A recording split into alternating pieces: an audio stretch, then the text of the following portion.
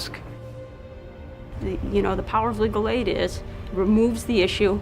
It allows you to see your life in a different place, in a different way, and allows you to make some changes in your life.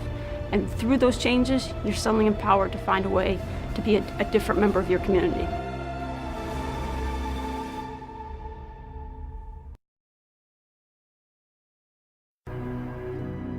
I came to legal aid in about '95.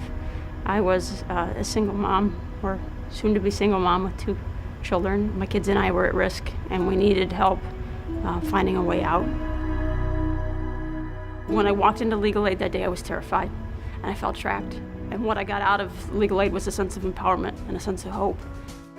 I often speak of my experience at legal aid as a pivot point. It was the first time in my life where I really felt like somebody was pushing me to be a better me, and could see that there was something underneath all of the issues in my life that could be used for good.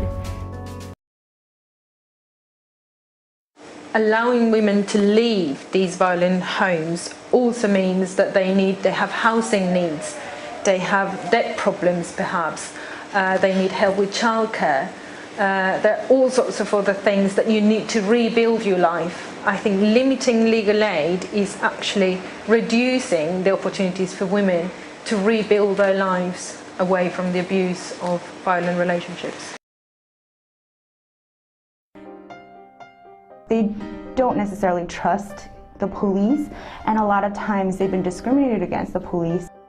They don't necessarily see police departments or government as places that they can turn to for help.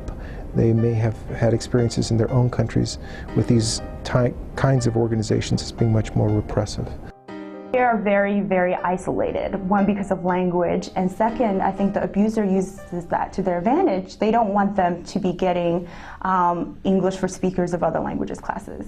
They don't want them to be independent, and sometimes they move to a suburb where that person doesn't have access to people who speak the language or have the same cultural traditions or values.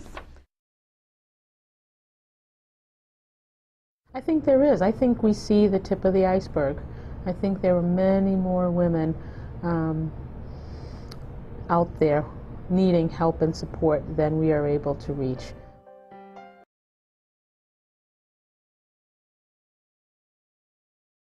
I would have gone back to him because it wasn't an option that my children would have gone into care and I had nowhere to take them. I would have gone back to him and he would have murdered me. So without legal aid, I would be dead.